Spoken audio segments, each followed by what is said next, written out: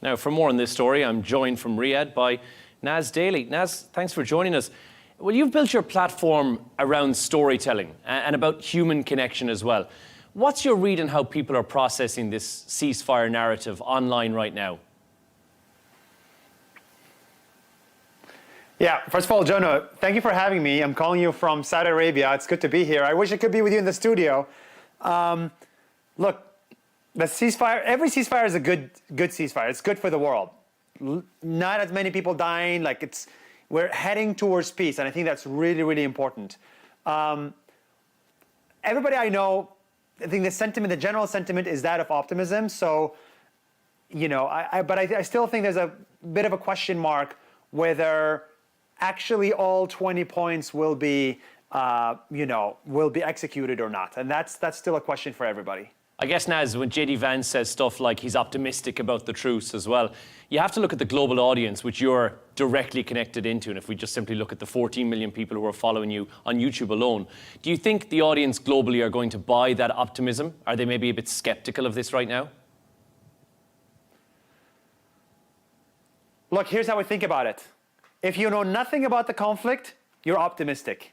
If you know a lot about the conflict, you're not as optimistic.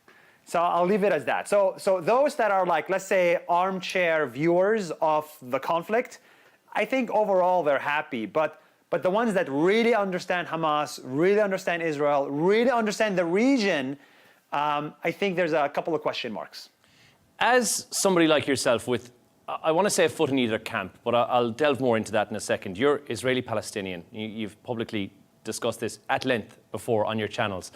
How do you view this? Because you effectively are both. I guess that's the best way to describe it. What do you feel when you see this peace process on the border of a breakdown?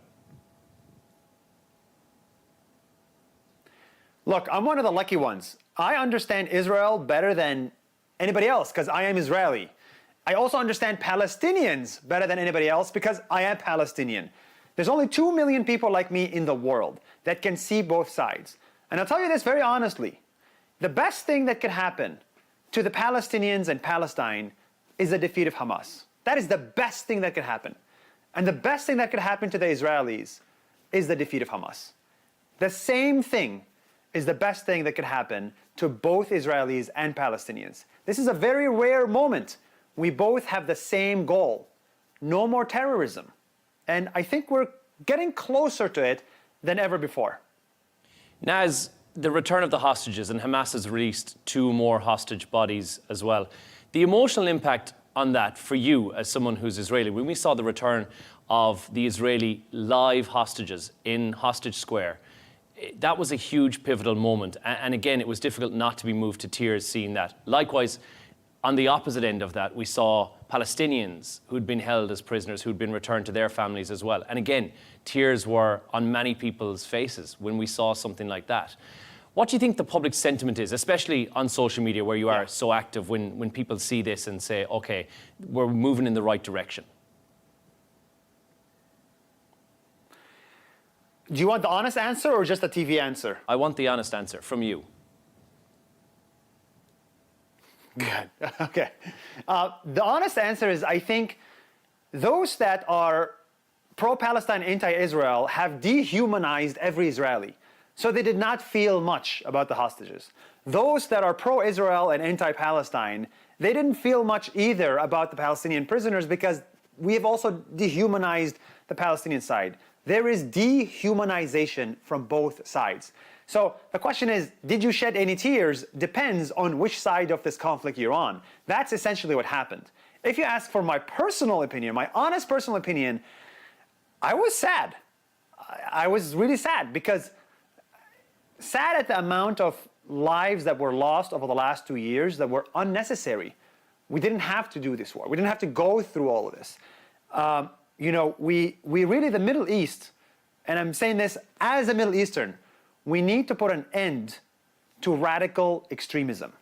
This is very important in southern Lebanon, in Hamas, in Iran. In Syria, we gotta put an end to this radical extremism. And I'm just sad that this radical extremism has led to so many lives lost for Palestinians and Israelis. The US are involved heavily now, and we're seeing this. We've seen J.D. Vance, Steve Witkoff, Jared Kushner, Marco Rubio is arriving tomorrow as well. It's kind of all hands on deck. Does it feel like the US really wants to get the ceasefire back on track from your point of view? Do you think it's in their best interest, but also in a global interest, that we just keep this ceasefire and keep the peace for as long as possible? Yeah, I mean, look, there's a lot of saving face that is needed. You have your entire reputation on the line as the US government, as Trump, as J.D. Vance, as Qatar, as Turkey. You've put your reputation on the line that this will happen. And if it doesn't happen, you kind of lose a bit of reputation. So I'm optimistic that the parties involved on the other side will uphold their commitment. Otherwise, it's a really bad look. Would you go to Gaza? You've gone to some places, and I've loved your videos for a very, very long time, and I've seen some of the places you've gone to. I've been inspired by the videos that you've done on places that you've gone and things that you've seen. Would Gaza be on the list of Nas Daily to go in and see the damage that has been done, but also give hope to people to say, well, here's what's in line for the future? First of all, I appreciate you watching Nas Daily, and thank you for knowing exactly what Nas Daily is. We try to really show hope in many places where there's sometimes no hope.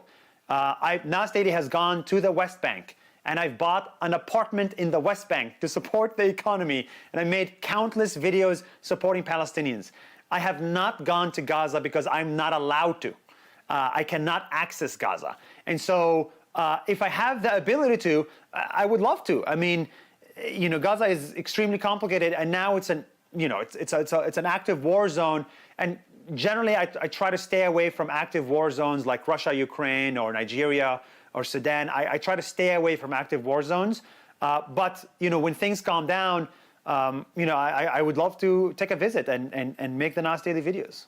And we know that some of the news outlets that you mentioned have been in that war zone as well. But Nas, I want to say it was an honor to have you on the show, and thanks for chatting to us. And it was unusual for us to have a guest who has both the Israeli and the Palestinian perspective all in one. So thanks for having a chat to us on W News. Appreciate it.